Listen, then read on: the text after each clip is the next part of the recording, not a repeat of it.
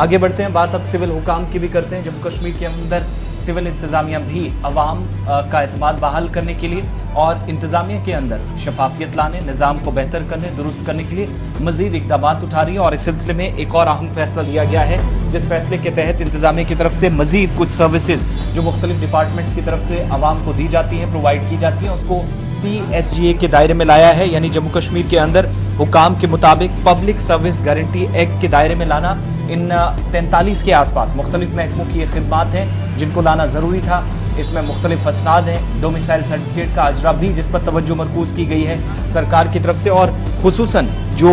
महकमा फूड है,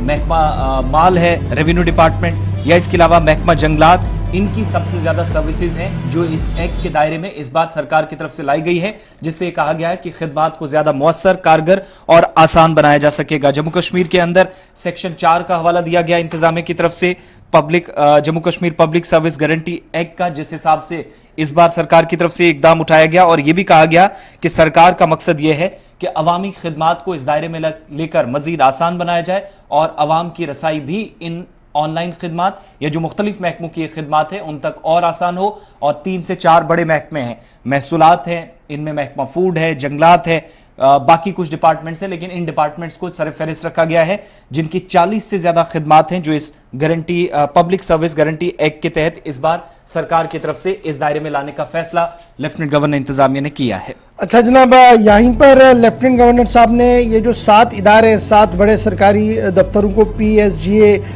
के प्रीव्यू में लाया है और 43 मजीद सर्विसेज को इसमें लाया गया। इतना ही नहीं है बल्कि पहले और सेकंड अथॉरिटी जो एप्लीकेंट अथॉरिटीज़ हैं उनको भी डेजिग्नेट किया गया है। टाइमलाइन फिक्स की गई है कि किस तरीके से जी सर्टिफिकेट्स को आपने वक्तन फवक्तन जो है वो जारी कर देना है। चेंज जो लाई गई हैं वो change of land use, issuance of domicile certificate,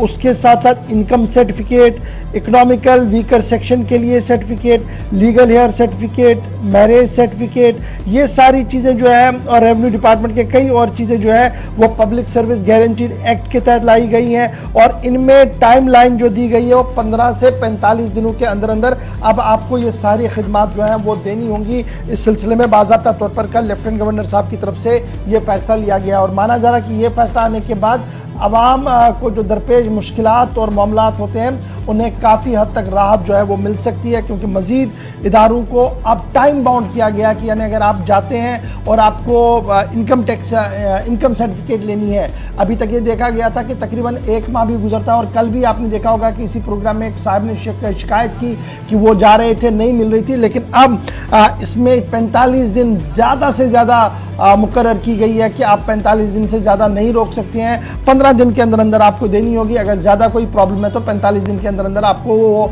allot करनी होगी या उसे बताना होगा कि क्या कुछ मुश्किल है। और अगर इसमें कोई नाकाम रहता है तो अब पहला अफसर कौन होगा जहां पर आप जाएंगे उसमें भी डेजिग्नेशन कर दी गई है, और दूसरा ऑफिसर कौन होगा जहां पर लीगल कार्रवाई होगी उस हवाले से भी बाज़ाब्ता तौर पर कल ऑर्डर जारी करते हुए हुकूमत की तरफ से साफ कर दिया गया है कि अवाम को मजीद राहत देने के लिए ये फैसला जो है